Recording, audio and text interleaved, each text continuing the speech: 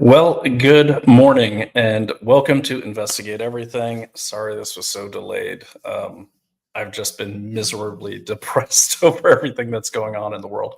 I am your host, Brian O'Shea. This is episode 251111. And so you guys know, the reason I name my episodes that way is so you know which date I did them on. So this one was supposed to go out on the 11th. Quick update in my life.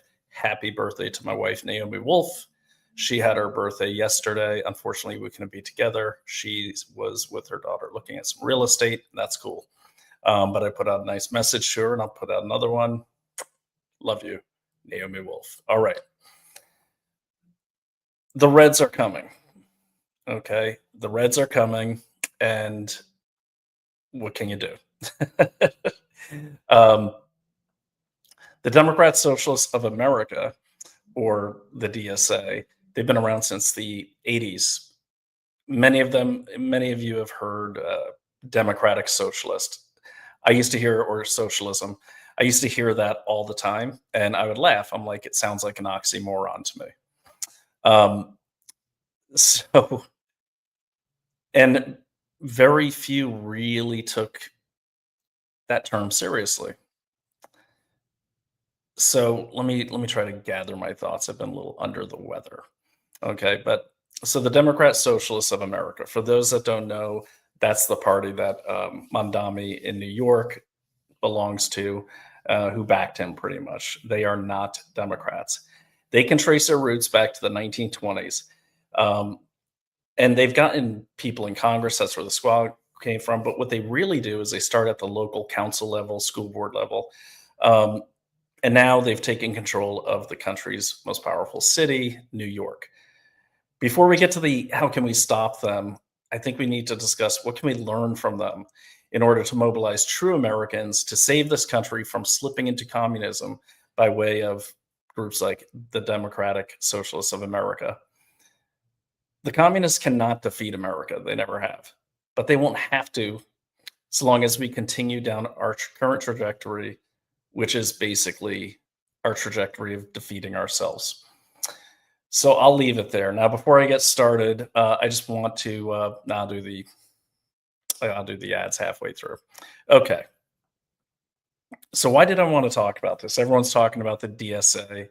I mean the DCA, and no, the DSA, Democratic Socialists, not communists, but they are communists. And really, the only difference between socialism and communism is, overall, this is really simplifying, but socialism is seizing the means of production. Okay, um, when by the people. Now, when that becomes government, when socialism moves into a government, they take over a government, and then the government takes over everything. It becomes communism. All right. So, what have we seen with Mamdani? Let's talk about that. That's the big topic right now. Well, we've seen a lot. We've seen a lot of things like let's talk about the rent stabilization. Okay. So, the rent stabilization is an interesting topic because he wants to stabilize rents or freeze rents in rent stabilized units. What does that mean? Well, rent stabilization has been around for a long time in New York, probably before the 40s, I think, or around the 40s. And really, what that does, it keeps homes affordable for people. Now, by freezing rent, that will keep landlords from being able to adjust rent to keep up with inflation. So, what does that mean? That means landlords will stop um, upgrading their buildings, maintaining their units, that sort of thing. And by landlords, I don't want you to think of like Joe Pesci in the Super whatever that movie was. They're out there, those kind of sketchy landlords. But there's a lot of people that are just they own an additional home, or they made some money on a real estate sale and they bought an extra apartment in New York so they can make a little more money, probably to pay their new mortgage, because they are very expensive here. Now, why are they expensive here? Well, it's not Donald Trump's fault. It's not even Joe Biden's fault. They're expensive here because there's so many additional taxes. that are levied against New Yorkers. Um, against New Yorkers, and I mean taxes galore. Okay, so for instance, during the illegal alien invasion propagated by Joe Biden, all of a sudden there were new taxes in New York City for homeowners, but they were labeled as like green tax or electric vehicle tax, that sort of thing. Okay, so they're already expensive. If he wants to solve the affordability crisis in New York, well, start by addressing the problems that are already here. Okay. One of those is there's too many taxes. You pay for everything. You want to address the affordability crisis in New York? I don't know. Make parking free. Because for instance, I'm here a week longer than I wanted to be. I'm currently in Brooklyn, and I- I'll probably end up paying $400 to get my car out of the garage for 5, 6 days of parking. You want to park on the street at the meter? Oh yeah, that's fine. But you got to move it like every 12 hours because they do street sweeping, which you rarely see, but they claim they do it. So you got to move your car during certain times. And even if you get a good meter, like in the West Village, if you park your car all day at a meter, it's probably going to run you about close to 20 something bucks. Okay. You do that over the course of 365 days. So there's a great way to make living here more affordable. But that's beside the point. So what is the real scam here? And make no mistake, it's a scam. All right.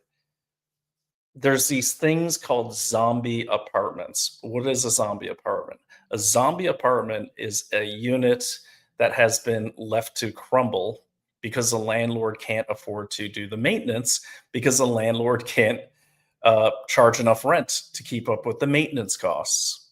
Okay. So they just let them kind of go derelict.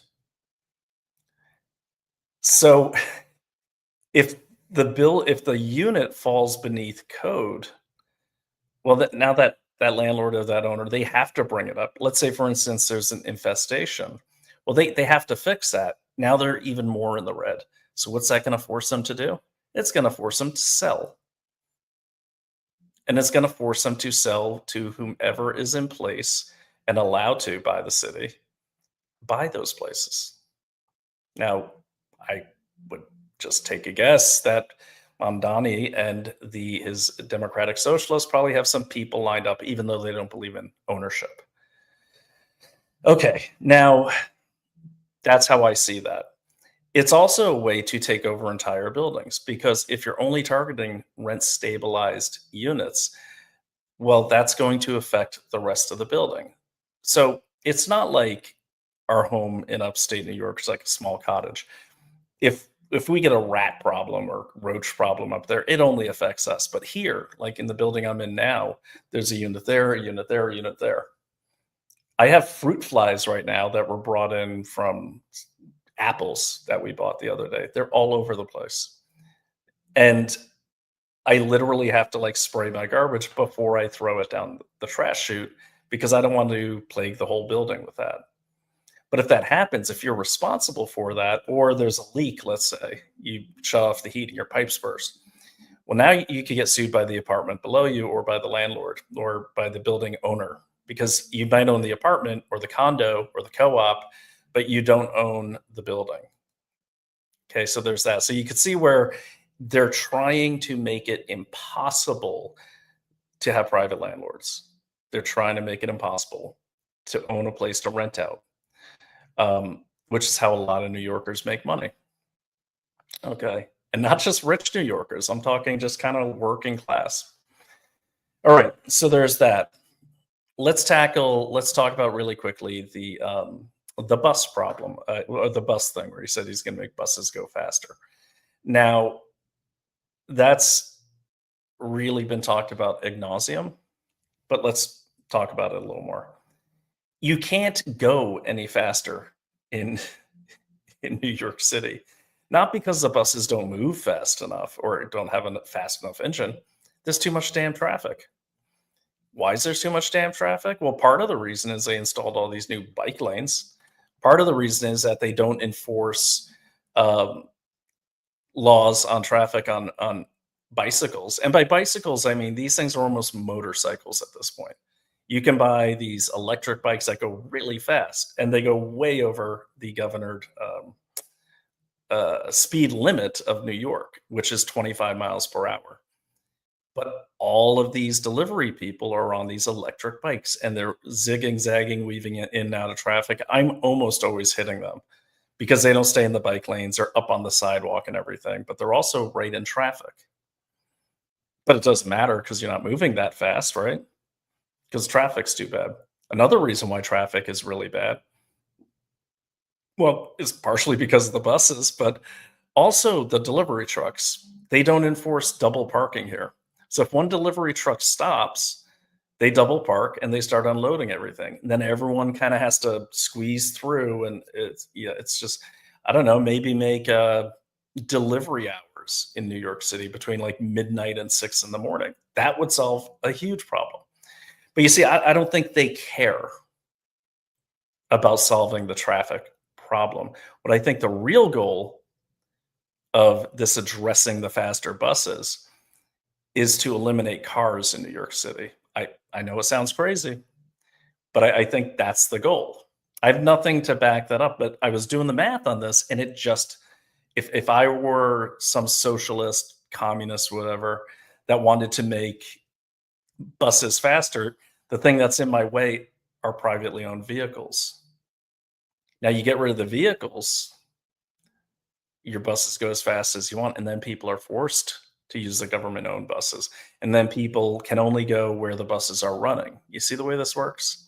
Let me tell you another thing about New York that I experienced my last visit here. It's hard to get out of the city if you don't have a car. Let me give you an example. I have a really cute dog who's sleeping over there, and he's small, but he has these really weirdly large hind legs, like really tall. So I can't find a carrier that's small, that's large enough to fit those giant Italian water dog type hind legs. So that means I can't get on a bus or a train to get out of the city because I was trying to get back to Salem, Massachusetts. So what did I do? I said, well, my car's in Salem. I guess I got to go rent a car. So to do that, I had to go out to near Newark Airport because there's just not a lot of affordable car rentals in the city, if any at all. So that's like a $80 taxi ride right there. Okay. Then I had to rent a car. That's $300. I got a good deal. Then I have to drive. Okay. So imagine people with kids. This is a dog, just I'm not whining about it. It is what it is. But imagine people with kids. You can't really leave the city if you don't have money. Like if I didn't have an extra $600, a lot of people don't. I didn't really either. I put it on my credit card, but let's say I have bad credit. I don't have a credit card. Well, guess what? You're stuck. You ain't going anywhere. Okay. So I want people to think about that. Now, what's that do? It forces people to be in the city. So now let's say they eliminate cars and they own the buses. The government does. They do now anyways, the MTA. Okay. That's a lot of control over people. The other thing is they want to seize the grocery stores. Now I don't see that happening, but let's just say they do. Okay, so now you can control what people eat. You can control where they can go, right? This is the hypothetical of no cars anymore in the city and government run grocery stores. You also have seized a lot of the buildings. So you're kind of controlling where people live. Does this sound familiar to anyone? Because that is the goal. Okay, and it's not that the government is going to actually own them, but they'll be owned by special interests that are loyal or profitable to the socialists running the city. That's how it works. And then really you have a captured working class of people that will be willing to take any job to keep their benefits coming. Because guess what? If you raise the taxes on the rich and the white neighborhoods, which Mamdani has said, even though there's really no white neighborhoods in New York, everything's pretty mixed up. And trust me, I've lived all over the city for over 2 decades. Well, that's a lot of tax income leaving the city. Okay, so how do you run all this stuff? Well, that's easy. The way it works in every communist system. Yeah, you get free rent. Yeah, you get this, but guess what? You got to work for it. Go report to the widget factory at 6 in the morning. So you see the way this is going is that way. So people with means and skills, they will leave, meaning Americans. Okay, Americans and legal immigrants. They're going to leave. Legal immigrants did not come here to be in a communist or socialist system because that's tyranny and that's what the legal immigrants escaped from. The illegal ones, I think, are here to make this happen, and I have a feeling they're the ones that'll be in these buildings. All right. So where am I going with all of this? Well, where I'm going with all of this is the plan. And how do I know this is the plan? Because all you have to do is go to the Democratic Socialists of America's website, and they say it. On November 5th, I guess that was the night of the election or the day after, I went to their website, clicked on something. I don't unfortunately have the slide in front of me because they took it down. And they had this tenant meeting. Let me see if I can call it up while I'm talking. But they had this tenant council for the DSA. And I looked at it because I was trying to find some local DSA event that I could go infiltrate. So I look at it. And really what it was they were saying we're going to go and confront some landlord a few blocks away and let them know they're bad. I don't know, but it sounded like thug harassment. It sounded like some Red Guard stuff to me. And it's 2 blocks away.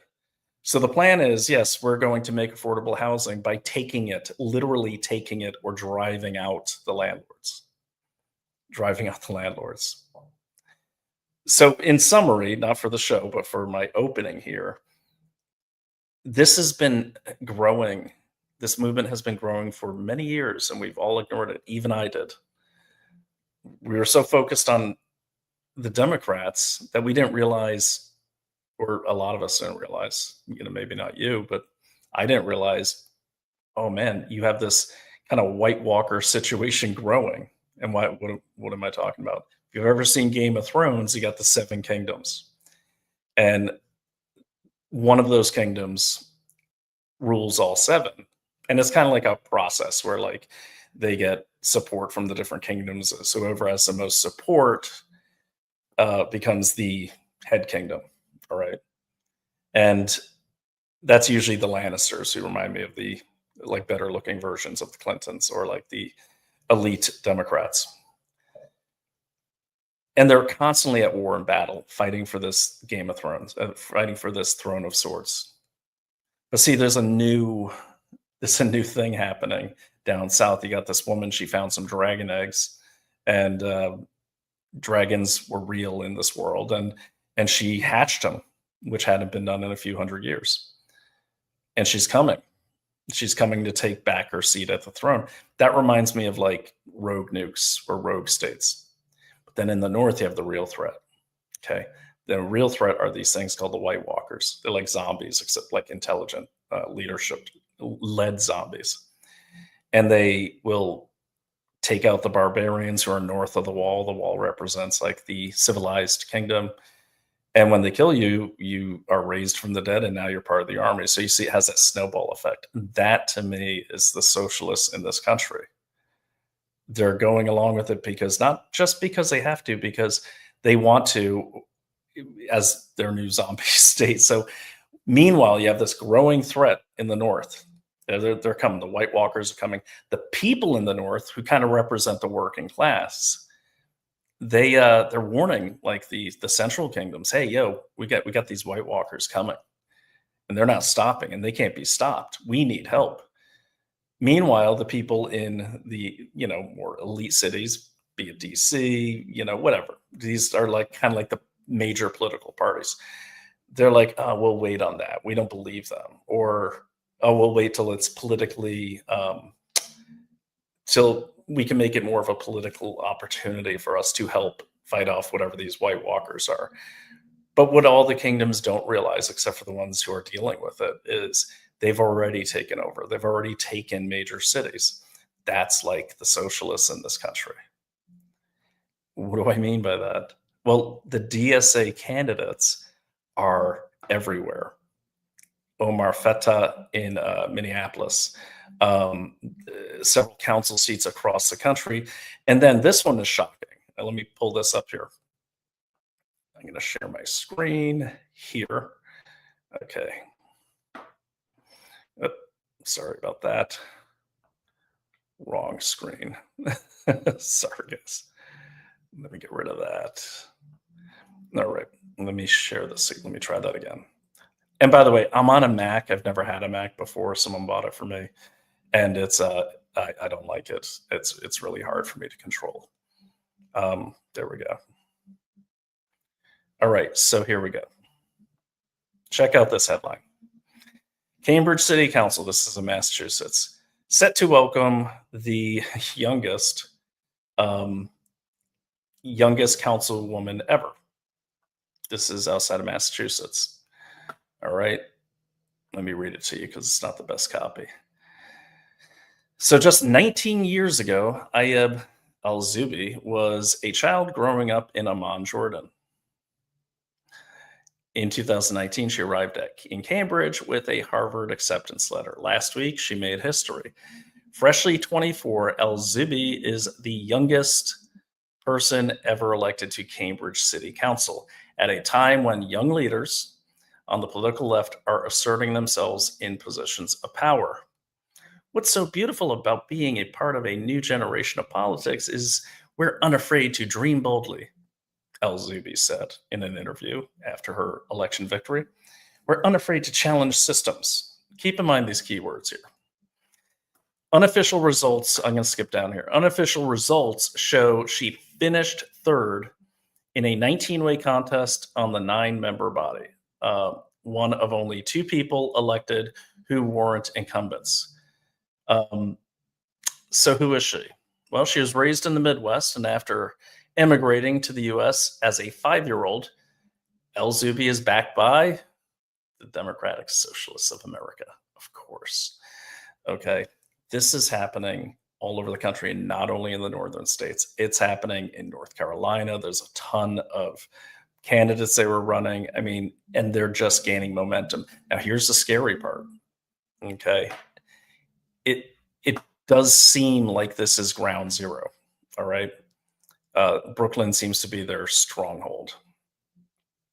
And I'm going to show you their latest, what popped up on their website right after the election. Okay. But what I really want to talk about here is listen to this woman's words. Now, she's very happy.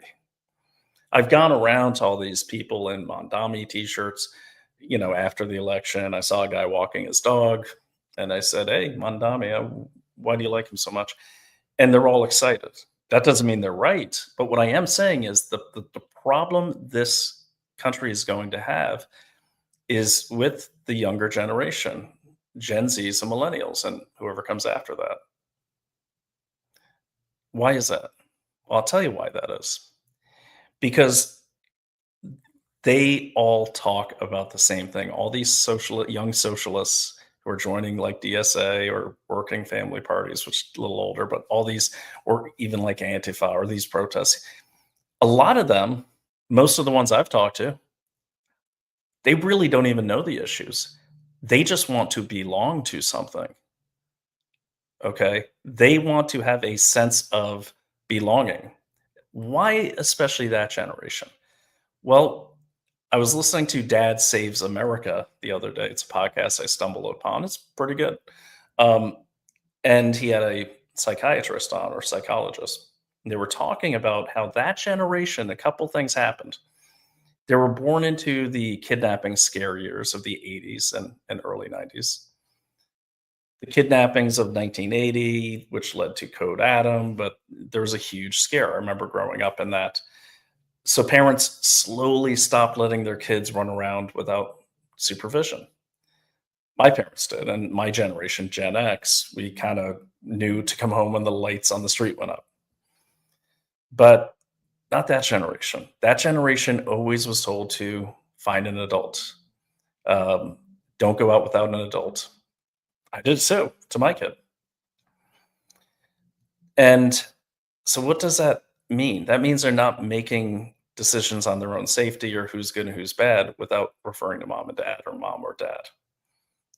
Okay. The other thing with so much over-parenting or helicopter parenting, that generation was never really put in a position where they had to take independent risks and figure out a lot of problem-solving stuff on their own. They basically were robbed of play with each other. What's another thing that helped that? Devices. They were born into social media. They were born into devices. How many kids do you know that don't always have their phones glued to their face? I get it. It's hard for me not to, but they never knew anything different. Gen X was the last generation that can remember life without iPhones or life without smartphones. Why is that important? Well, because you don't learn to socialize. Think about yourself, okay? Especially like during the pandemic. And I'll talk about myself, not yourself. If I spent more than a day inside with nothing but my computer and my device, I went dark emotionally.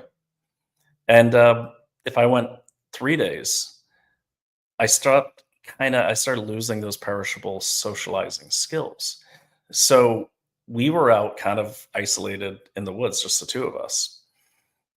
And we had each other, but then what would happen is sometimes I'd be alone out there for a week if Naomi had to go to a thing or visit family, something like that. And I don't want to go. I'm like, I'm in my little hobbit hole. I want to stay there.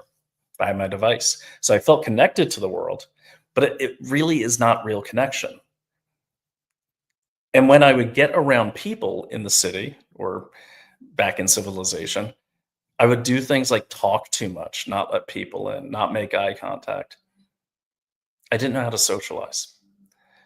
So it makes you sad and depressed when you can't be around people. It really does. And if you haven't been around people for a while, or you know what I'm talking about, you know when you get around people, even people sometimes you don't like, there is kind of like like an energy recharge that you do get from being in a social environment. Well, these kids didn't have that. And all of a sudden, DSA comes along and it's giving them that. It's giving them community. And they're happy to be there. It's also giving them something else. On the Dad Saves America podcast, this child psychologist said, you know, what are the three things that most psychologists agree on for happiness are a sense of belonging, a sense of personal achievement. Now, with helicopter parenting, there's not a lot of personal achievement, okay, because it's everyone gets a trophy. Uh, kids are not encouraged to be entrepreneurial, most kids. Okay, so a sense of accomplishment. You see these DSA meetings online, and I encourage you to watch a few of them. But you see these DSA meetings, and everyone has a job. Everyone has a measurable job, and they all get applauded when they do it. Okay, they're part of something. And then the third part that the psychologist was talking about was so there's community, sense of belonging to community, sense of personal accomplishment or creating something. That's why you feel so good when you write an actual Substack versus writing like a few tweets. Or that's why you feel so good when you mow the lawn. I love mowing the lawn because you can see I did that. Okay. The third one is being part of something bigger than themselves. And that's what they feel like. They feel like this is my chance to make an impact on history. I don't agree with the goals of this group, but I'm telling you, they have figured out how to get a key voting block, as we've seen, and they've done it by not telling them what to do, but by bringing them in. Now, I've got to say, Charlie Kirk was really good about this, but and it was really good because you could, and that's the way they're doing it. It's like you could have local chapters, people can start a chapter. But what's happened now? Okay, Trump gets elected. I voted for him. I'm definitely a Trump supporter. But then all of a sudden, Trump gets elected. We start seeing the fracturing. And then we start seeing the gatekeepers in social media, the podcasters that were close to the inner circle. All of a sudden, they're the rule of law. Okay. Like they own the message and they can take that message anywhere they want. In my opinion, some are taking it in the right direction, a good direction, which is the fact based direction. There's a lot of people that are passing opinions off as fact. Okay. And so, what does that do to the rest of us? It makes us feel isolated. Podcasts are great to make you, if you like your podcaster, obviously you're going to listen to them and you feel like, okay, if I can take what I learned here and apply it over here to my community, that's great. We're not getting that anymore. We're getting a lot of people just telling you what to do and what's right and what's wrong, which country to hate, which country not to hate. You see it on the change in X. Okay, X was great. I miss X when it was under Jack Dorsey. I'm not going to lie to you because it felt like we had a common enemy. But now it's changed.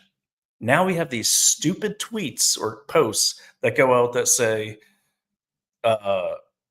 Islam's bad, or,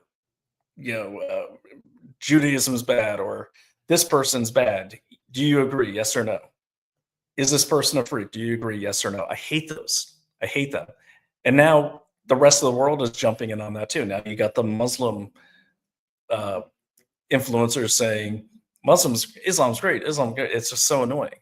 But this yes or no thing, or stupid questions like, do you support America? Yes or no? It's like, shut the fuck up. So my point is we had a little community on X, and that seems to be under attack too. Not by a concerted effort, just by people's own egos and hubris is in my opinion, undermining these communities on X. Now, I will say there's some good spaces out there. Shout out to my friends Sassafras and Drax and Kimmy Maga and all them, and Patriot Rob. These are good spaces because they're including people in the conversation. That's what I like about them. But they're fleeting, and they're still online.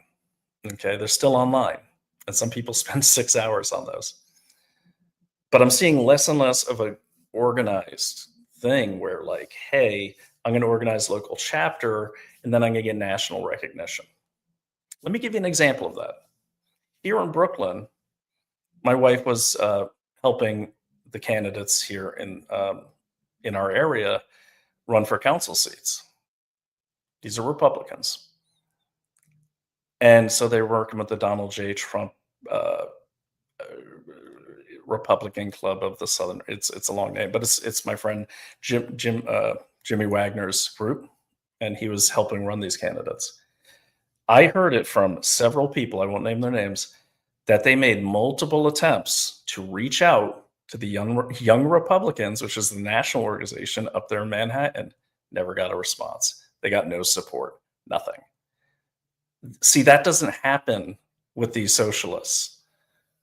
You reach out for support, they send you 50 people and a bunch of signs and money. And yeah, the money's coming from somewhere, but you could go there 990, it's like $800,000. But their currency is they've got people who are willing to go out on for days and days and days with no pay, because not all these protesters get paid. And not all of them are protesting. They're littering the streets with signage. They are knocking on doors, they're calling you, and this is how they win. Because you know who didn't knock on anyone's doors here, except for these local candidates? Republicans. You know who wasn't papering the streets? Republicans. And anyone that says, oh, they probably tore them down. No, they didn't. Because I walk the streets every day. You saw in the trailer, that's my footage. I've seen one Republican sign. I've had no outreach. The candidates here had no outreach from the national Republicans. None. Everyone complains and yells about this and that and how evil socialism is, but they're not doing anything to stop it. They're not reaching out to the working class millennials. I know one of my kids is a working class millennial, and she told me, she's like, you know what, Dad, I've lived in Brooklyn for a long time. She said, I have never had anyone reach out to me, cold call, anything. She goes, the only thing I've gotten was, a couple stupid texts from the Democrats because, she used to vote Democrat. And but then all of a sudden these socialists come, and now not only are they knocking on our door, they're saying, "Hey, you want to come to this coffee thing? Hey, can we come to your party?" Oh, that's great. That's how they're getting them. So what's my point? My point is they're that's how they are getting these populations. Yes, was there corruption in the vote? Absolutely. Absolutely. But there was also a very large number of people who voted the way they voted because there was no messaging from most of the other candidates, none. Okay, on the streets, that is. Forget about what you see online. What's here in New York City, a lot of people they're not on Twitter. If anything, the millennials are at best are on Instagram. Okay, but they're on the streets. People here live in small places, so they don't stay inside all day. They're on the streets, they're going to the clubs, they're walking down the streets, and all along the streets, like you saw in that video, is nothing but propaganda for mainly the socialists. And not only that, the mailers, everything.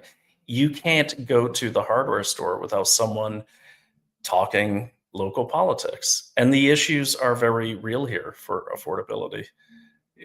I don't think you should live in the city if you can't afford it personally, because I come from that generation that says, well, if I can't afford it, I'll get 2 jobs or I'll create a business.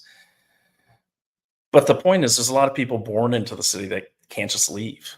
Okay, they can't get jobs, and that's the thing. So no one's, we like to say, oh, they're stupid for voting for Mamdani, and maybe they are.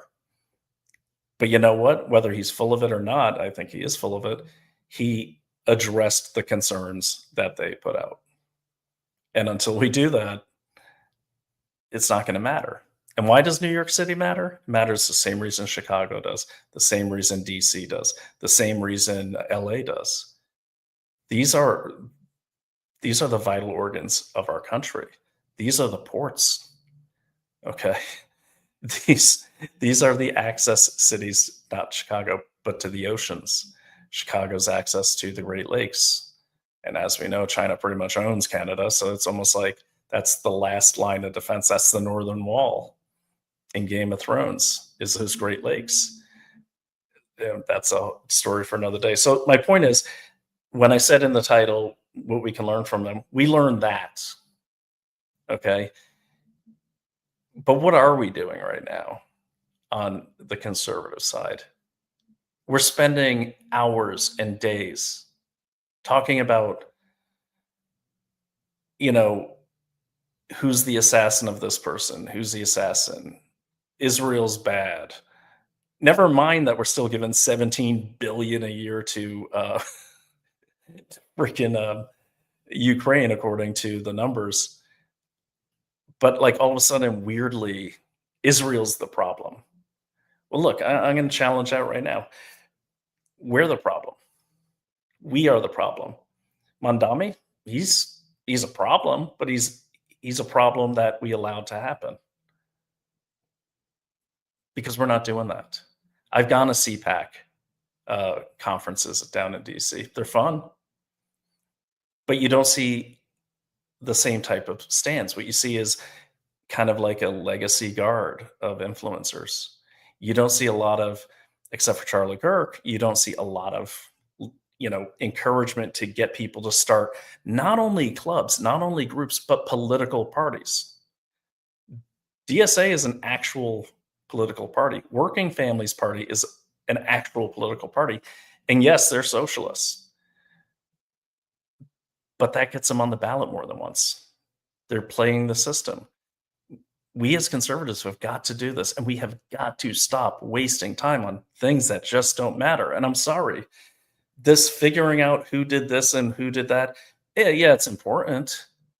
But what's more important is what's happening now. Guys, we lost New York City to a socialist, and not a good one. And we're kind of going to lose it to a whole different form, a whole different way of life. that being radical Islam. Okay. Because one of the major donors to Mamdani is CARE, the Council on Arab Islamic Relations, who had backed the Muslim Brotherhood before. The FBI had to cut ties with them. So while we're spending all of our time saying, oh, Bill Gates is bad, and oh, this is happening, and this secret cabal, and blah, blah, blah, all this nonsense, no one's focused on the actionable intelligence. Some of you are. Autumn, if you're in the audience, you know you are. My wife is. She's actually was down at the Board of Elections right after the vote. I myself as well. Actionable intelligence, because let me tell you something. You might get to the end of whatever whodunit thing you're working on, okay? And then you're going to leave your apartment and you're going to be like, oh, there's no cars and I don't have money to get on a bus because money's been banned and I can't get out of the city. Well, great, you solved the case, but guess what? The country's gone. So that's why I kind of been in a bad mood. Like I'm watching all this bickering going back and forth between Candace Owens and people that don't agree with her, or got ahead, I should have written this down, but you see this like back and forth, Candace Owens, Tucker Carlson, the people that think they're wrong. And look, I don't know who's right or wrong. I don't really care. It doesn't really freaking matter in terms of saving this country. It doesn't really matter, okay, who the bad people are. Because let me tell you something, everyone is a bad person to some degree. Every country does bad things, okay? So if people think that, let's say they're going to say, oh, it's even with the scary podcast opening I did, okay? The point of that, if you watched it closely, is I'm showing that the White Walkers are targeting everyone. And they come from every country, okay? They come from every country. It's not like the Jewish cabal is controlling all the bad countries of the world to do bad things to us. That's idiocy. It's people with a different ideology and people that have been wooed into a club, a social club, a cult, if you will, call it what you want it. But they know what works, and it's working. So I would encourage everyone, instead of just going on X, wasting your time and saying, this religion's bad, this religion's good, this is a Christian nation, it's not anything else, or whatever. Study your enemy, because yelling at your enemy, you're not learning anything. All right, that's a long tirade, so I'm going to stop right there. Okay. Thanks. So I'm going to go through some comments here. And my buddy Dallas is on, and he wrote a really good essay. So if I have time, I'm going to read it because it makes a lot of sense. All right, look at this. I got all these new features. All right. Tall. There we go. Wide. Excellent. Look at that. So cool. All right. So Roscoe, welcome back. Good to see you again. Roscoe says, dear Brian, you're off a day in 1 hour, but perhaps that throws the haters off. I don't even care about haters. Haters online, doesn't matter. But I like you guys.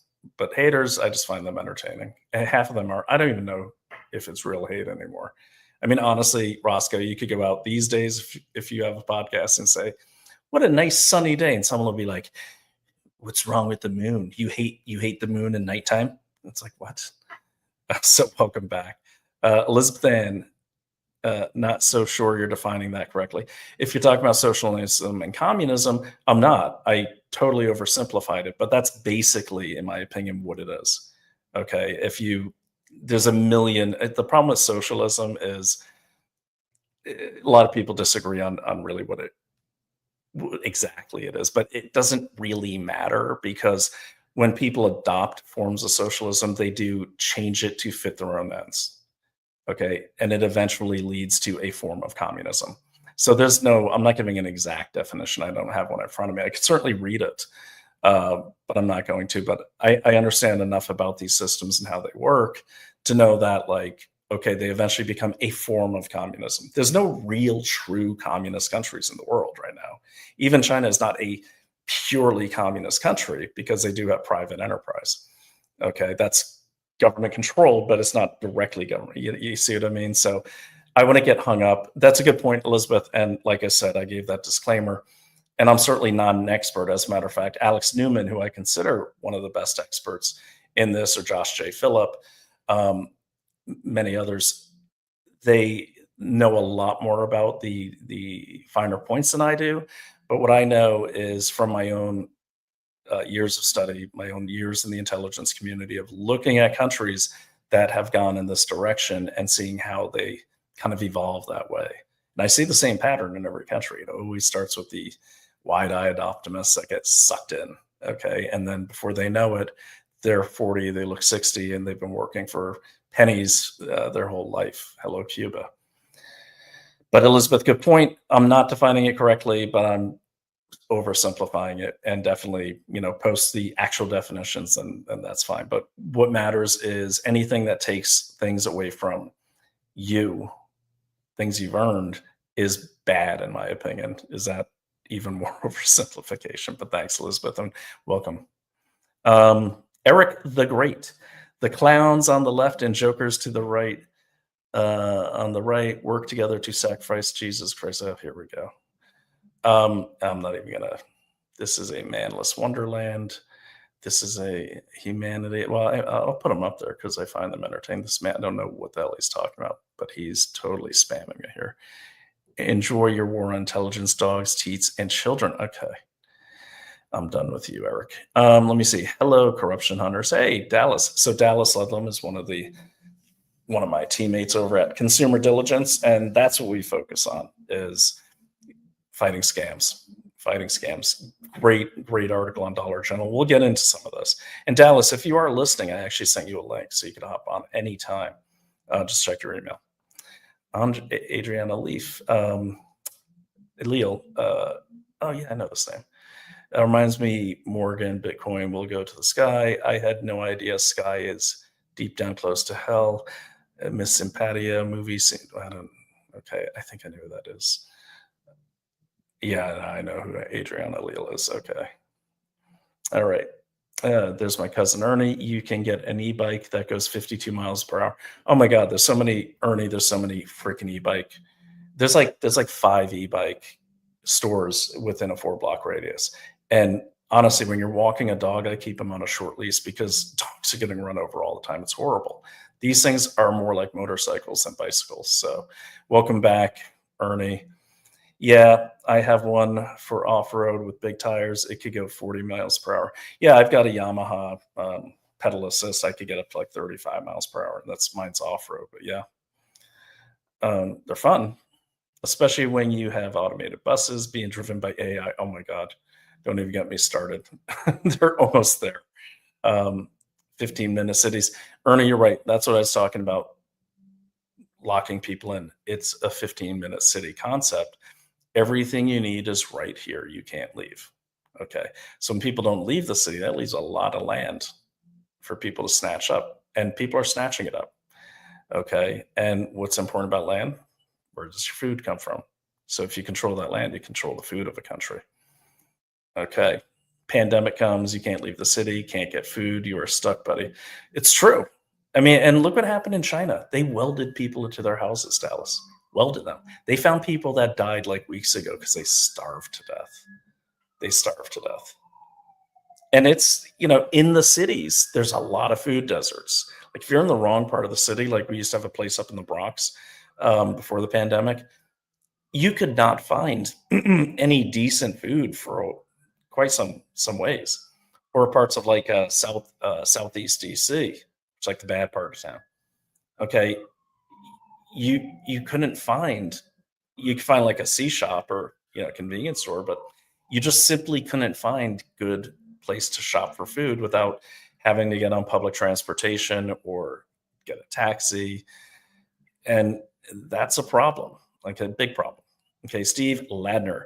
NYC will look like a Mad Max movie within the next few years. Steve, I got to be honest with you. I was out last night, and the mopeds and all these people, they're already putting the Tron lights on their e-bikes and everything. It already looks like a Mad Max movie. There's parts of the city that look like a Mad Max movie beyond belief, and have for some time, actually. And that's in every city that I've been at. So good point, though. Good point. And if the lawlessness is brought in and institutionalized the way Mandami is talking about it, I think it'll be worse than under the Biden administration. It'll just make it unlivable, which then makes it poachable for the special interests that want it, that want our most powerful city. All right, the governor already said she won't allow a tax hike. Yeah, Dallas, she says a lot, but if you know Hochul, talk is cheap. She said she wouldn't endorse Mondami either. I'm sorry, I keep mispronouncing his name, but honestly, I think it's kind of anyways. But then she endorsed him, and you know what happened? He didn't endorse her back. You know why? Because there's a schism right now because she's not a democratic socialist. He did not endorse her back. And if you look at what's happening in the Democratic Party, they've got a problem because the DSA wants to unseat them. Okay. And you'll see what I mean in just a second here. It's always about controlling and enriching themselves and friends. Absolutely. There's really no true communism. Like if you look at like the Central Committee in the CCP, the Chinese Communist Party, they're all living large. Like Xi Jinping, the chairman for life of the CCP, his father's gravesite is the size of a small town. I don't know how that is an equitable outcome for his people with all the money that comes in. So yeah, everything is always about control so that people at the top can enrich themselves. You're right. A perfect analogy. Thank. Winter is coming. Oh, you talking about Game of Thrones. It's so much like that. That's what I was thinking when I was watching that show. I was like, it's like Game of Thrones. All right, now the inner nerd comes out. Hey, there's nothing nerdy about Game of Thrones, man. That's the offshoots suck, but the series itself was pretty good. I don't watch that kind of stuff, but yeah, when I saw it, I watched one episode. I was hooked. Unfortunately, I'm all nerd. Dallas, you're not a nerd. All right, COVID isolated them, yeah. So talk about the young people. Definitely isolated them and made it worse. Guns, cigars, and bourbon is all you need. I need a little more than guns, cigars, and bourbon. I really do.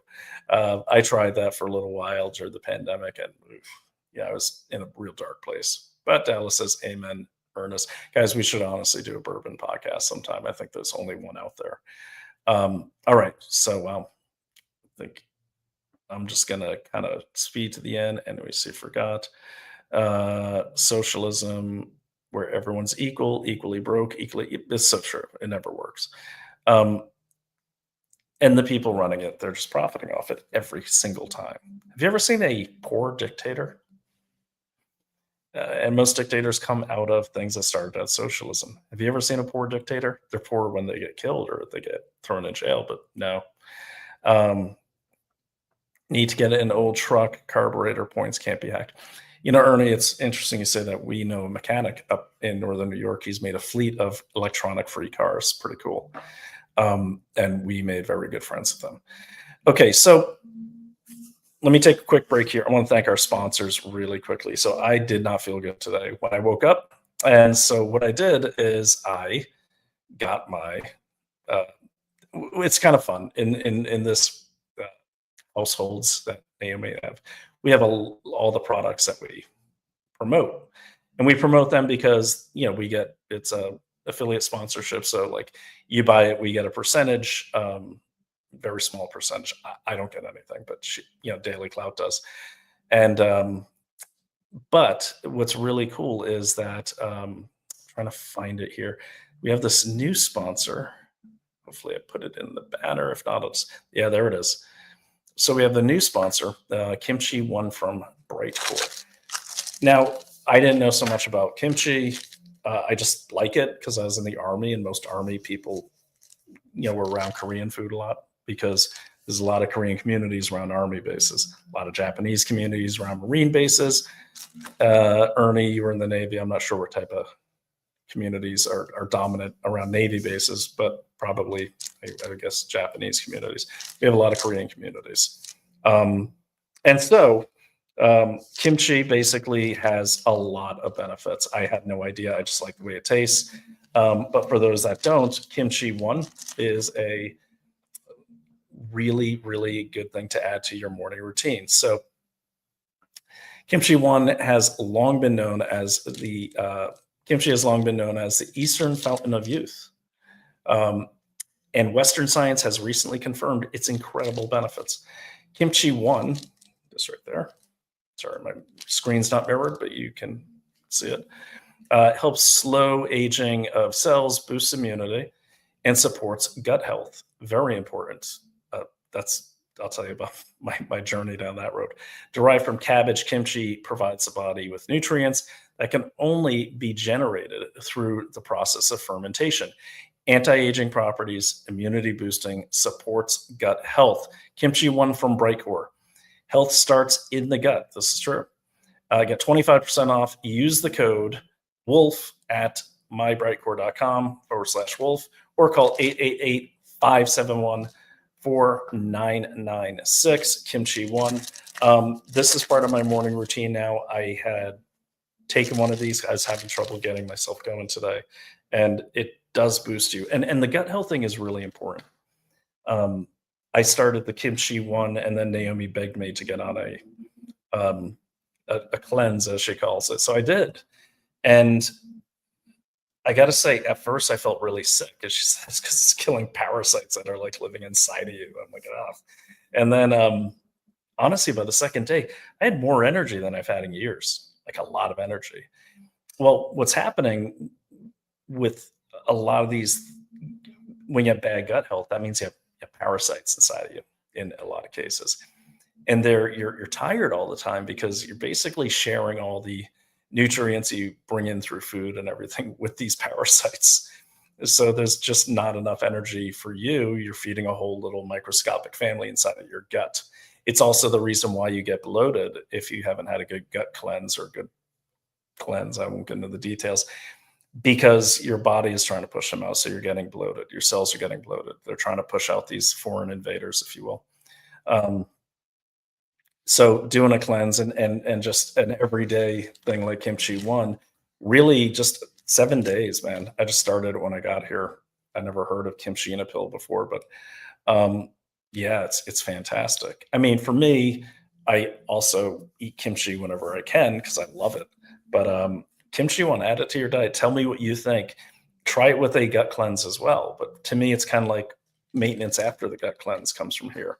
So again, use that code WOLF.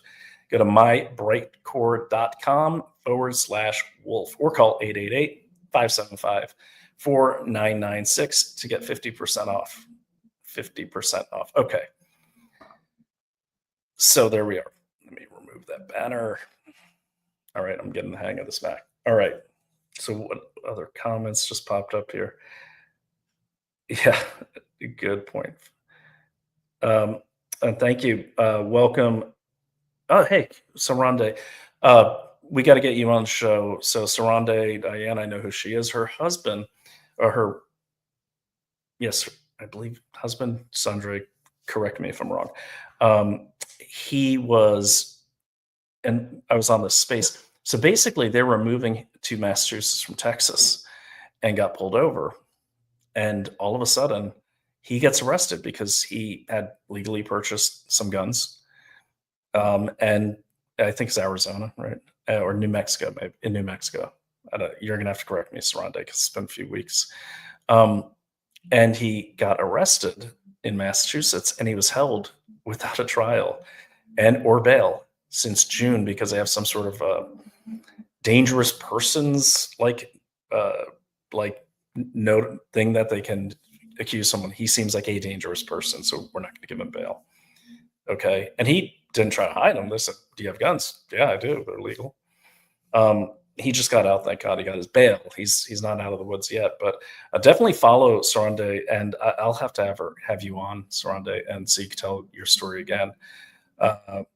Yeah, fiance was so. Yeah, thanks, Dallas.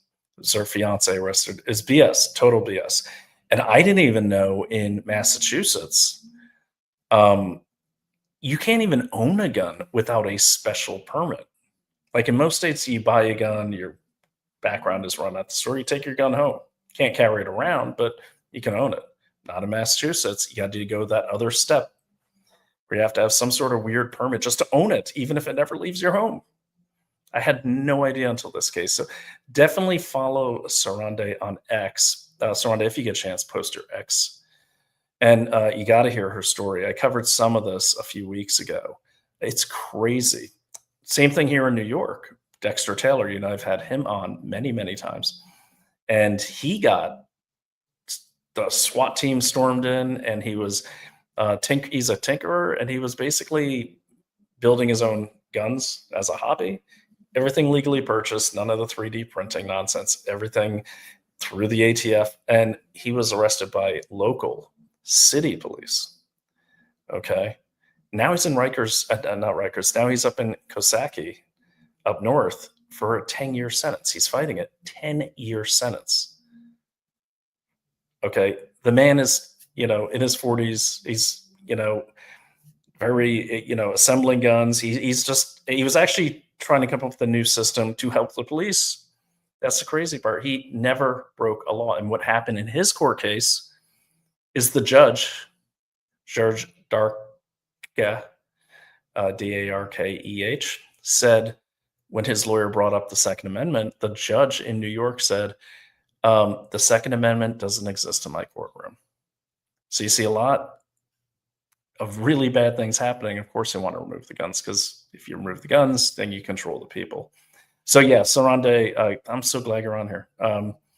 Definitely, we'll have to have you on so we can see what's going on and get an update from you. And I am still investigating those police, because the cop that arrested Sarande's fiance was from Uganda just 3 years ago. Now he's a cop. I couldn't believe it. We'll get into, I don't want to go off the rails too much on that, but that's a crazy story, and I'm still looking into it. And Sarande, by the way, I want to tell you that I think there's like 3 different versions of this guy, because I found the same profile attached to 3 guys that look totally different from each other, but they also list as being part of that police department with the same name. So we'll definitely talk about that. That's crazy. Don't forget, in Maine, you had a cop too from illegally here who got a gun and a badge in Maine. So Maine, Massachusetts, New York, New Jersey, you kind of see the pattern. So welcome. Jesus, sorry. Okay. Daisy M, welcome. Sometimes I feel like I'm living in a novel based in 1930s. It feels like Brave New World by Aldous Huxley. It seems like it's going there fast. So I hear you. Fiance, covered that one. All right. I'm a big fan of constitutional carry. We are pushing for it here in North Carolina. Well, you got like a bunch of DSA candidates in North Carolina, Dallas, and what they like to do is they start at the local level. So keep an eye on them. Go to that DSA website. And look, what I encourage people to do is go to these virtual meetings and get things, get intel so you could see what they're really doing. Because when you see their commercials, they look like a bunch of happy kind of, we don't take them seriously, right? We're like, oh, these stupid blue-haired people. Well, they took New York City. We got to take that seriously. Okay, we have to. And I can't imagine fighting any war. And I'm a combat veteran. I was in for 11 years. I can't, and I was in the intelligence field. I can't imagine going into battle and not knowing anything about my enemy, or deploying and not knowing anything about the enemy we're fighting. It makes no sense. Yet so many people don't study the enemy, like really study the enemy. And look, by the way, I ain't worried about Bill Gates coming and knocking on my door. I'm not worried about Mossad coming and knocking on my door. I'm worried about these kids taking government, knocking on my door and saying, get the F out. We own this now. That's what I'm worried about. I'm worried about community policing, where someone's holding a gun to my head and they send an untrained some person that took a 6-week course in psychology to try to mitigate the situation. Like, that's what I'm worried about. All this other nonsense, I'm not worried about that. And it's not just because I'm in the city. It's in the suburbs. It's in the rural areas. We've experienced it all. Okay. And I'm not just sitting behind a desk. The reason why I miss my deadlines on this show, and the reason I'm not on as much as I want to, because I'm doing the work. And I, like all of you, I have a job too. I'm working with consumer diligence to stop the scams, because not every enemy is an intentional enemy. Scam artists are a big enemy too. Okay, because if you get scammed out of your money, you you don't have anything to fight with. Okay, you don't have, and that's why I think the work as consumer due diligence is super important. And on that note, Dallas gave me some statistics, so let me just pull this up. Really interesting statistics. So here is the consumer diligence Substack here. Okay, and you could see that the Dollar General one is crazy. You have to read that. But yeah, you just go to consumerdiligence.substack.com and go ahead and, if you can afford to, please do a paid subscription. The only way these investigators and writers get paid is through the subscriptions that come through the Substack. Okay, but this is incredible. But he gave me some statistics, and we're focused on scams because sometimes, refresh it, he said. Okay. Oh, there we go. Oh, nice. Okay, so the latest, yeah, check this out. This is crazy. America's $12.5 billion heist, part one of our national fraud investigation, when trust becomes the criminal's greatest weapon. Okay, I'm just going to read the executive summary right here provided. And then the rest is behind the paywall, but definitely, like, these guys are going deep. The Dollar General one's crazy. There's one on like 3 on All Family Pharmacy, which is being promoted by like pretty significant people in right-wing politics. You should read those stories about them. And yeah, and there's more to come. Executive summary: in 2024, American consumers lost a record-shattering $12.5 billion with a B to fraud, a 25% surge from the previous year that signals a new era of criminal sophistication and lethality. This wasn't a wave of more attacks, but a crisis of efficiency. Criminals successfully extracted money in 38% of reported incidents, up from just 27% in 2023. Two dominant threats drove the devastation. Investment scams siphoned $5.7 billion through elaborate cryptocurrency and precious metals schemes, often beginning as innocent social media conversations and culminating in life-altering losses. Impersonation fraud stole $2.95 billion by exploiting authority and trust, with criminals posing as government agents, tech support, and romantic interests. The demographic reality is stark. Younger adults report fraud more frequently, but when seniors fall victim, the financial consequences are catastrophic, with median losses up to 4 times higher. This installment exposes the scope of a crisis that has transformed from the individual tragedies into a systemic national emergency. Definitely check this out on Consumer Diligence. I will put the thing right there for you. It's an amazing group. I'm one of them, and but I didn't write this one, so I'm looking forward to reading this. And everyone, we get our leads from you. And we're not concerned about what deep state thing is going on. We're concerned about that's happening now. That's more of an acute danger to you than anything else if you're one of those victims. And when I was a PI, Dallas, I don't know if you know this, but when I was a PI, I did so many of these dating fraud cases. And you're right, it was always the elderly, and it was crazy. There was a retired lieutenant colonel from the Air Force. She became a client of mine. She had given away over $300,000, $400,000 from her retirement to a guy she'd never met. And I've seen these scams, and it's like I could see where people, especially people who are very isolated, people that travel a lot, or just old people that live alone, they get sucked into these things.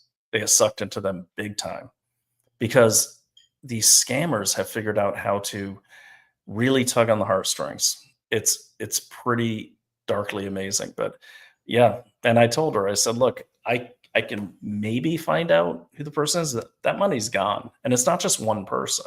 It's gangs. Okay, and if you want to, I mean, if you want to topple a country quickly, let's say I was China, and China, I do know wants to topple this country quickly. I would be not arresting scam artists that are scamming the United States. There's big stories coming out of like Cambodia and stuff too about like they kidnap people um, and enslave them as scam artists. That's the crazy part. This is a big story in Dallas. I'm glad you guys over there at Consumer Diligence are covering it. Please support Dallas and the whole team. Not me. I'm the, I don't, I just donate my time and my energy. So mine's voluntary, but there's a lot of people that are working over there because A, they either got scammed or B, someone close to them did. So support them by getting a paid subscription. We really appreciate it. Looking forward to getting you on, Dallas, and talking about this more. By the way, we are looking for writers over there. So send your resumes to leads@consumerdiligence.org. Okay. Thanks for sharing that, Dallas. So there we are with that. So keep that in mind, like your body, the gut health, everything, and the scams. Okay. Precious metal scams too is a big one. We actually had a company try to sell their precious metals on Daily Clout. And I tell the story a lot. And, the marketing guy says, "Hey, Brian, can you do this ad read?" And I'm like, "Well, let me take a look at it first." And I'm like, "I'm not going to read this." like, there's no way. What is this company? And it was such a cheesy name. It was just overly patriotic. But one of the key things, and I'll have to get Dallas on here so he could give you guys some good tips. One of the key things was there's nothing in the About Us page. Like there's no officers, there's no CEO, nothing like that. That doesn't necessarily mean something's a scam, but it certainly is the first place I look. And then you're looking for like licenses. Like there are no license numbers. Every investment type firm has to have some sort of a broker's license. Couldn't find that. Then I couldn't find any of the employees on LinkedIn or anywhere on the internet. The only thing I found was the little dude in the video was the guy that built the website, but he's posing as a broker. Okay, now then it went on and on. Then I found out the senior vice president. I finally found him. I found him in the Florida criminal records. He'd been arrested for severe, like I guess, domestic abuse of his family, and was listed as indigent in his criminal record, meaning he couldn't afford a lawyer. And this guy's advising precious metals investment. It's horrible. I said, "No, I'm not going to read this." And I want this nowhere near. Investigate everything, and we will be doing a story about this particular company. Even though I promised I wouldn't, I'm going to have to break that promise because it just pisses me off thinking about it. Not only did they put the reputations of me, my wife, and all the contributors at Daily Cloud at risk had those ads gone out, but they are using and abusing the trust that people have in us to scam like the elderly mainly by putting a bunch of American eagles and American flags all over their website and trying to sell it through the emotions. It's like, show me the money, show me the facts, show me the license. Oh, and by the way, the LLC had been dissolved 2 years earlier too. So that's what you have to look out for. And we know you don't have a lot of time to do that. That's why we started Consumer Diligence. So you could go there. Hopefully we get more and more stories out there. So you can go there as a resource. So you can go there and, check if a company falls under that. So it's taking time because everyone has day jobs, but the more people can support us, the more we can support you with transparency. And trust me, these kind of type of reports, the amount of money that M&A firms used to pay for these, it's huge. So this is a really, really good service that is being done over there. And one company that I have actually checked out and they are totally on the up and up is our other sponsor. And that other sponsor, once I could pull down this other banner. Sorry, guys. There, get rid of that. And then, all right. There we go. So you see floating along the bottom there is um, our other sponsor, which is, a gold company. Okay, so which gold company? It's American Alternative Assets. Okay, American Alternative Assets is really one of these really good precious metals companies and many other things. You should definitely check them out. Let me show you their website. I have investigating them thoroughly, so you could take some comfort in it. Let me just share that screen so you can see who they are. And you want to go to clout.com, cloutgold.com, or call them at 855-803-GOLD. Um, and that's, I guess, I don't know. I'm proud to say what's nice is I do check out everything, because if I'm investigate everything, like my title says, and I don't investigate everything, what good am I?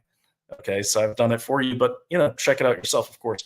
But if you go to Clout Gold, it will redirect to American Alternative Assets, and these reports are worth getting. Okay, when they say sign up to get these free reports, they're not going to spam you. Okay, they're you actually get a really good learning document, even if you don't invest with them. It's a free report. It's actually a free report, and it's worth your time to read it. Because if you're only focused on the interesting stuff, like in any war, and you don't pay attention to economics, you're going to defend against these enemies here. Meanwhile, your house is your own life will collapse. And gold has gone to like north of 4,000 in like 3 years. I wish I bought it like 10 years ago, but definitely sign up and get this free report,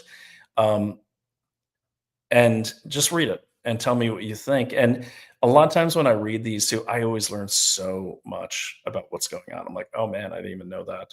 Like, for instance, I didn't even know that Ghana is one of the biggest gold producers in Africa, or the biggest gold producer in Africa. Remember, Ghana is where the mayor of Los Angeles went right before the fires.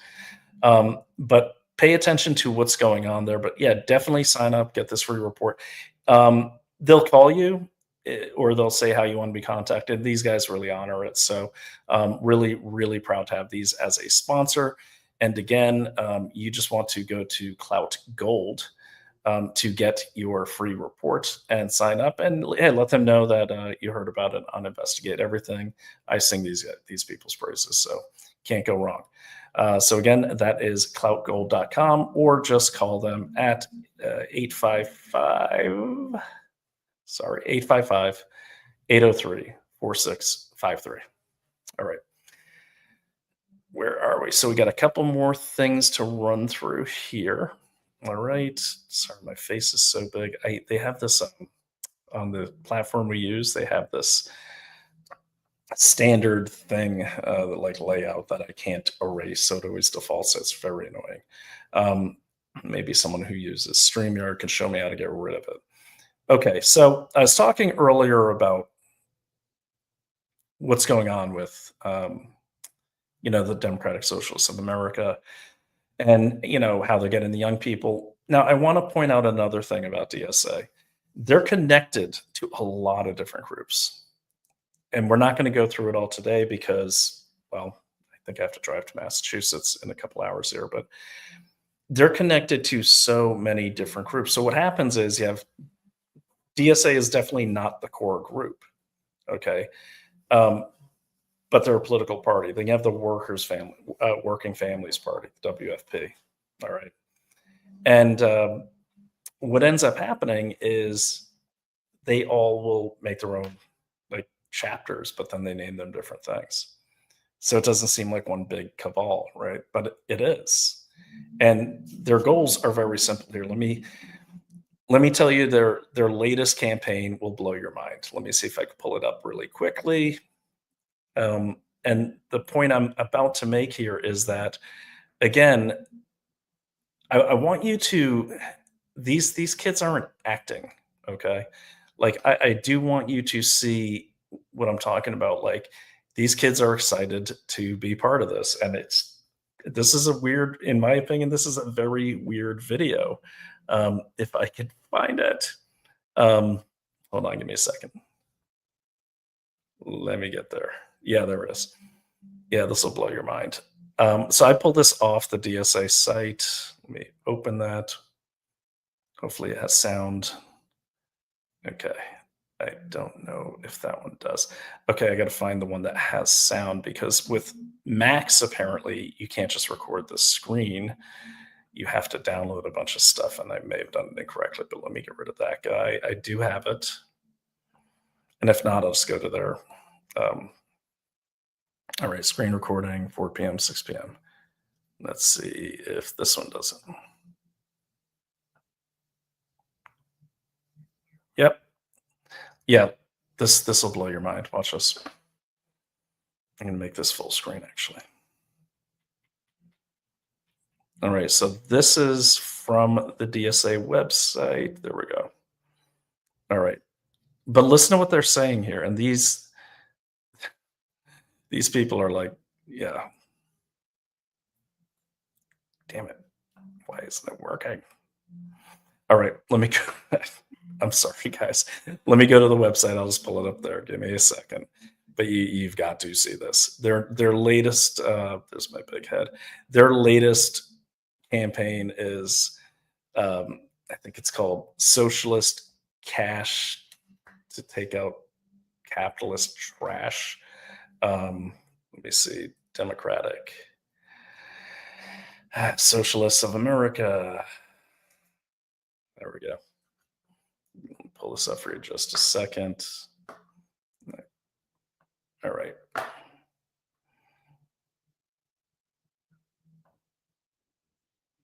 Yeah.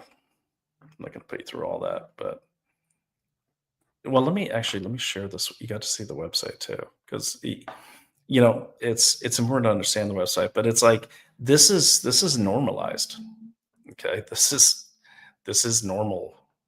Okay, so here it is. And by the way, they've set up like a ton of new chapters in just a week. And then every meeting I tried to sign up for, like especially the physical meetings, you can't get into. They're already sold out. So this is their website. Join, and you see, and they also have like really good social media, and it's very well organized. And people say, yeah, that's because they have a lot of money, and there's a lot of money on the conservative side too. So I'm not sure what we're doing, okay, with that money, but this is like everywhere. You walk down the streets in a lot of these major cities, and you see nothing but this, and they are totally dedicated. Let me go to the Instagram. Stop sharing. I got to show you this video though. All right. Oh, God, that stupid thing.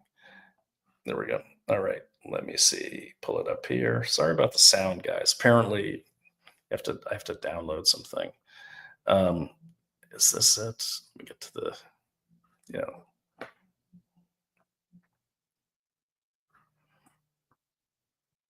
No, don't tell me it's gone. All right. Oh, you know what? It's on their YouTube. I apologize. Give me just a second here. Okay. USA.org. Find their YouTube. There it is. All right, we're getting there. Okay. All right, so this is their YouTube channel, but this like latest like little campaign they have, just I don't know, man. This is like the creepiest video. Here we go. Okay, you ready?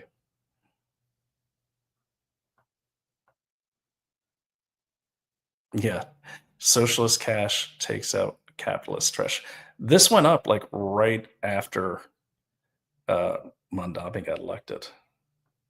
National Electoral Commission launched a bold new campaign to fundraise for our nationally endorsed candidates. Socialist cash takes out capitalist trash. We've now reached over $65,000 in fundraising, crushing our initial goal of $50,000. Thanks to our DSA members, we've helped send Alex Brown to Milwaukee City Council, Denzel Campbell to Detroit City Council, and myself, Jorge DPD, and Hannah Schlepp to Ithaca County Council. But we're not done yet. We've now set a new goal of raising $100K for socialists running for office around the country by the end of this year. in any seat first. Our candidates are committed to representing DSA's deepest values and working with the organization to build a better future. Our candidates are incredible fighters for the working class, championing rent stabilization, higher wages, public transit, immigrant justice, Palestine solidarity, and much more. But that also means our opposition is coming out strong and money is pouring in against our slate. So we are going to need your support to take out the capitalist trash. Support our slate right now with some socialist cash at dsausa.us/slate-donate. Thank you so much. This year, our National Electoral Right. Commission launched So a bold new you get the idea. Now, what I want to point out about that video is, does anyone in that video seem inauthentic to you? Like, they seem really excited to be part of this. And I've seen them in person. You probably seen them too if you take the time to talk to them. They're pretty excited. And every young person I talk to, I'm like, why are you voting for Mamdani? And they're like, well, who else am I going to vote for? Like, no one else is reaching out to me. I'm not going to vote for Cuomo, and I don't, know who Sliwa is. So, I mean, that was the major things here, is the connection. And we had that for a brief moment in conservative circles. I think we're losing it. I think we need to get it back. Otherwise, we are going to lose this country to socialists. And it's not even going to be through fraud. It's going to be through the fact that there's a big voting block of people that I just don't think conservatives are doing a good job paying attention to. And now, in my opinion, with the death of Charlie Kirk, that should have unified us, and that did unify us for a brief moment. But now look where we are. Now it's who killed Charlie Kirk is the conversation. Meanwhile, these people here, these socialists, are marching forward. And who killed Charlie Kirk, and Nick Fuentes is bad, and Tucker's bad, and this person's bad, and that person, who cares? They're not stopping.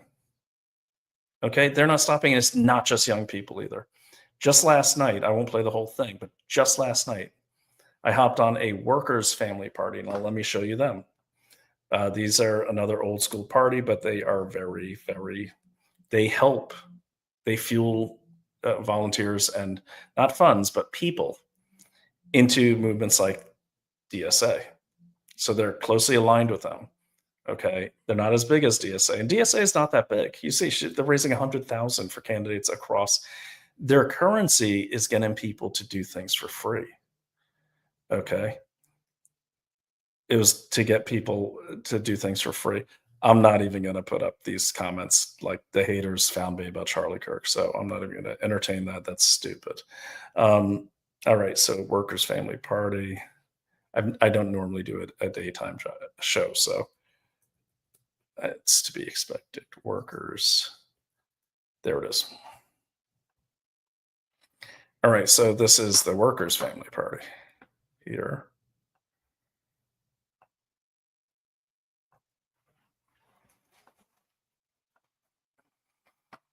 All right, make this screen a little bigger here. Nope. There we go. I guess that's what we're stuck with. Okay, so this is the workers' family party. Pretty much the same thing. Okay, but you see, they backed the candidate too. You saw that they were one of the backers of Mamdani. So when you have all these organizations working together in lockstep as they are, we had better do something. Okay, we had better do something because it's kind of unstoppable if you let it go too long, because it becomes more than elections. It becomes a way of thinking, and you could see that with a lot of these young people already. Okay, and people say, "Oh, that's in the cities. It doesn't matter." Well, yeah, it does matter, because look at the population density in the cities like LA and New York compared to the rest of their states. It certainly matters. It matters so much that we could lose several congressional seats in the midterms because of Prop 50 passed over there in California. Okay, and that's all that voting comes out of these density centers, whether they're cheating or not. Even if they weren't cheating, there's such density of people that are totally, I would say, beyond liberal. I'd say socialist minded. Uh, they're going to vote for these things that affect the rest of the state, and in some cases, like Prop 50, can affect the power balance in Congress. So that's why you have to take the cities seriously, because they control, redistricting and how votes go and how many seats in Congress a state has. And if the majority of the population is in New York City for New York State, which it is, you better care about what's going on in New York City and Los Angeles and these big cities, because it matters. Okay, it does matter, and it does affect you. So this is the Workers' Family Party. Now, I'm not going to play this whole thing. I'm going to play a little of this because it's long and it's kind of boring. But this is your typical, what I'm about to play is, this is your typical meeting. Like, this is like every week. And it's typical. And it's not like scary like my opening. Like, for the people who are backing or part of these groups, they're literally, to me, it reminded me of a tenant meeting.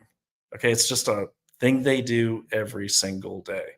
Okay, and they don't stop, and they're not really. I mean, there's some, they always say mean things about Republicans, but it's very clear that a lot of them probably have rarely met a Republican, because they have a very stereotyped example of what a Trump voter is, just like we do, a lot of people do, of what a liberal is.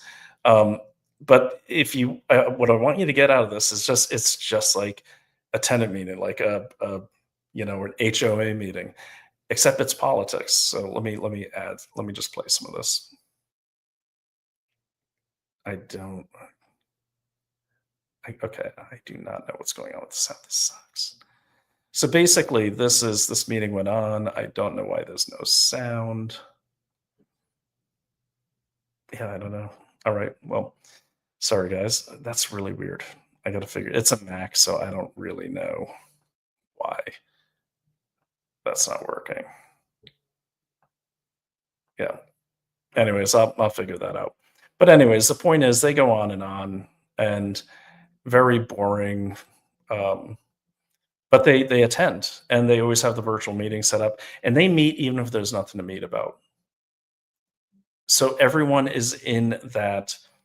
It's part of their life, is meeting and going out to rallies and everything. It's part of the culture. Whereas our culture is less so. And Dallas made a good point before the show. We were talking, and he said, we need to be out there rallying against illegal immigration. We need to be out there forming political parties at the local level to he said it better than I did. He's a good writer, but basically to show the presence. Because if he made a great point, if you look on the news, you look on the street. Yes, I know there's a lot of people that go out there, like Patriot Rob in the crowd. They're like going out. They're doing great work. Moms for Liberty, they're doing great work, and they started with nothing. I go out alone. Naomi goes out. We all do something. So I'm not saying no one's not doing anything. What I am saying is, it needs to get organized, and it needs to be a force. And every time there's a protest from the left, there should be a counter protest for our values, because they're out there with their signs, and they're out there, and they're not losing people. They might have lost congressional seats on the left, but they're gaining ground, grassroots support. And I'm seeing it everywhere. They just sign up for these, like any of these. Use a fake email if you want to. It's hard to get into meetings now. That's how many people are joining in. And look, I think a big part of the problem is, again, these petty squabbles on conservative audiences. Because you're allowed to talk about whatever you want, right? I'm not going to tell anyone what to talk about, but how can you not see what's going on? Like, for just take a day off and look at what's going on with local elections, right down to like school boards or dog catchers. Like in Salem, they actually have dog catchers. They're all getting taken by socialists. And that's where we should be right now, because I got to say, these people, they're taking this seriously. I would say the majority of our public-facing people are not. And that's why we're going to lose. And we're going to lose big if we don't get it together. Because think about if you're a 20-something or you're new to social media and you got your choice, okay? You got the left or the right. You go to the left, you're like, oh, it's kind of cheesy. I don't really like it. You go to blue sky, you're going to be terrified. You're going to be like, okay, these people are murderous, homicidal maniacs, the left. But then what's going to happen? You know, you're going to go on to X. And what are you going to see? Bickering between people you might not know anything about, but you're going to see very few things about political issues that matter at the grassroots level. We have to get back to that if we're ever there. We have to get back to that precinct strategy because they're there already and they're way ahead of us. We were on the way. I don't know what happened. Okay. But it's right now we're wasting time. We're going to lose. We're going to lose.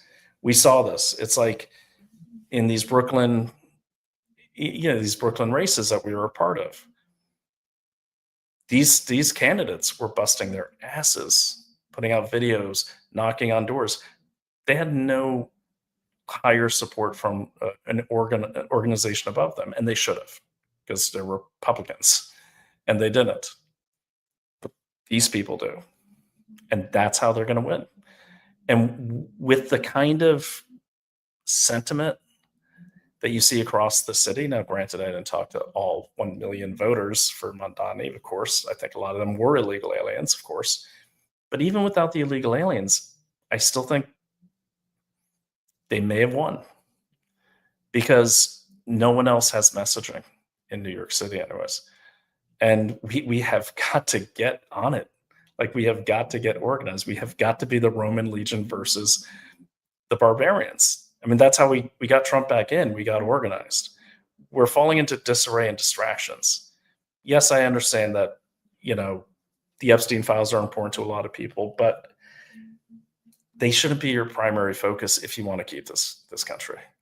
Yes, I know a lot of people think that Israel's controlling apparently the world. It's idiotic, but there's no proof to support that. But I mean, how does that affect your local elections? Okay. How does that affect your zoning? How would you know unless you're part of it? Okay. That's the thing. These things people focus on. It's just, and it's a free country. Focus on whatever you want, but don't be crying all over social media when we lose, because it's going to happen. I don't care what anyone says, it's going to happen. And we're not going to lose to the Democrats. We're going to lose to the socialists. Democratic Party, they're in trouble. They might not exist. And it's not going to be because the Republicans took them out. It's going to be because the socialists took them out. And the socialists have made it clear they want them out. Okay. So, and by that, I mean this. Okay. I'll just put her on the stage. I don't care. I don't know. You might not get any sound. All right, let me remove that. Okay, I see. You can't have more than, got it. Okay, will this work now? Where can people watch this film? How long is it? Where can people watch it? This film is 49 minutes long. It is on the Gray Zone. The Gray Zone thankfully distributed it. Max Blumenthal took a chance on this film and put it out on his platform, and I'm very grateful to him to have done that. Yep, Max is great. Well, we do have the link down below to the film, so people can check out the full thing and get to know this organization and what they're really about. I think it's important for people to know how extreme a lot of the viewpoints actually are. I think a lot of people, when they're thinking about the Israel-Palestinian conflict, they'll just say, well, the only reason why the Israelis are like that is because the Palestinians want to kill them all. If it weren't for those Palestinian terrorists, then there would be no problems. And there's quite a few people who have that viewpoint where they just think. Yeah. Okay. Look, the point of me playing this Kim Iverson video is so she's on Rumble. I'm sure she's considered a one of the more prominent conservative quotes. But I've kind of watched a pattern with her, and there's a lot of people like this. It starts with questioning certain things, like, well, okay, let me just focus on her. Like, and I've heard this, like when I was, during the pandemic, whatever you want to call it, I would get attacked, not by her, but people with the same mindset, where they'd say, "Oh, you're just shilling for, the WEF by blaming things on China." It's like, no, I always bring my receipts. But there's this one thing that I've noticed about her and her show is it seems to be very anti-American. Now, I'm not just saying anti-Trump. I'm saying anti-American. Okay, every other country is misunderstood.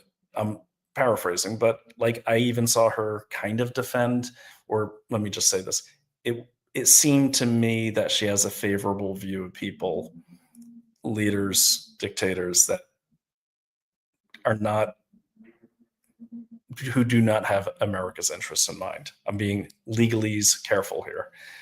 But I would just say keep an eye on these things, because I'm noticing more and more on Rumble, which is conservative. There's a lot of this going on. Okay, now who's Max Blumenthal? I'm not going to get into that right now. Just look him up. Look him up. Max Blumenthal has been on so many conservative podcasts lately since October 7th. But look up Max Blumenthal's background. And I will say the gray zone seems like it has a lot of funding coming out of the UK. And I haven't connected it to Jeremy Corbyn, but Jeremy Corbyn in the UK is forming a new party, which will be anti-Israel, but is pro-Islam or pro-Muslim countries.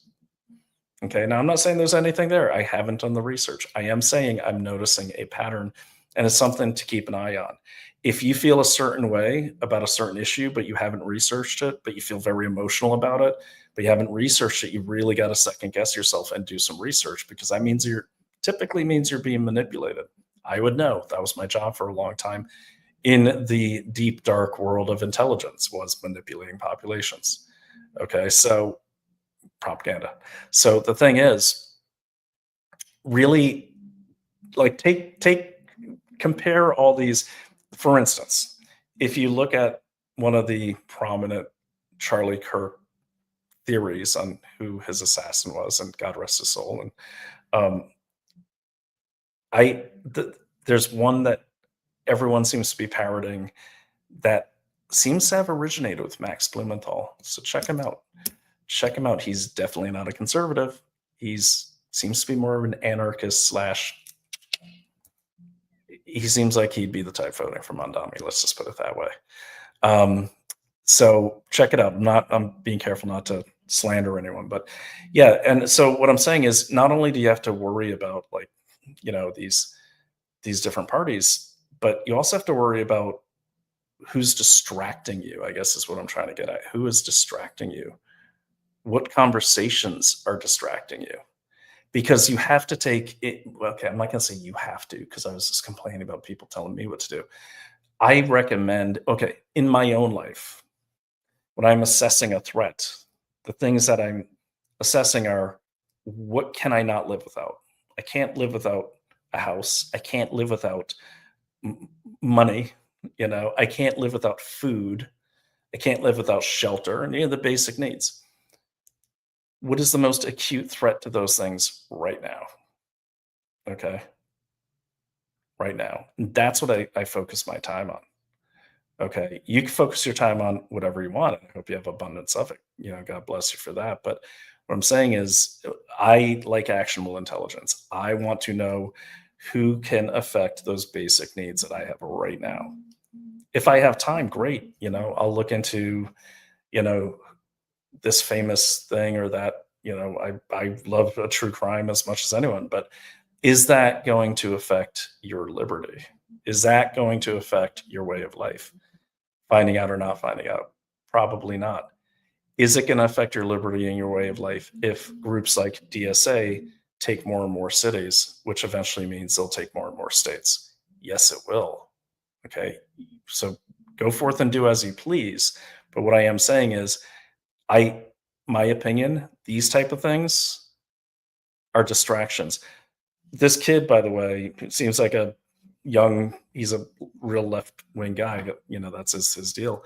But he went after Bitar. And what's funny is Bitar is kind of like a Israeli group. I guess I don't know much about them. I kind of looked at them before I played this video. But it's really interesting because like there's a point here that I'll play where, you know, Kim Iverson seems like she's trying to lead it to be something darker than it is. Okay. They make it very clear. What I know from their website is like, hey, you know, we're defending Jewish people. Good. They should. I'd like to defend my own people. And if there were enough O'Sheas, I'd have an O'Shea group that defends O'Sheas. You know, just lots of groups like that. I'm not saying they're good or bad. I don't know much about them. But you could tell, like, this kid basically went to a meeting. He said it was undercover, but they let him bring a camera. So I don't know how undercover it was. I think they knew exactly who he was. And it sounds like to me, they had nothing to hide, because why else would you let a documentary filmmaker have free access to your group? But watch her try to steer it towards something darker. And his response is hilarious. I don't think it's what she expected, but watch. It's all Palestinians' fault and that they're the aggressive ones, they're the harassers, they're the problem. But they see a film like this and it maybe will help shift their worldview a bit and to realize, no, it isn't just one side can't live alongside the other. There's a lot more to this, and there's extremists on the Jewish side as well. And that's, you know, I think that's not showcased much. And it's good that you took the risk and that you decided to showcase this. Have you had any sort of consequences because of this? No. Nothing has happened to me. No, I don't think anything will happen to me. Yeah. So he goes on. I'll post the link. So I only show things out of context because I only have so much time. And it looks like my internet is failing somehow. Has the Mamdani socialist control of the internet begun?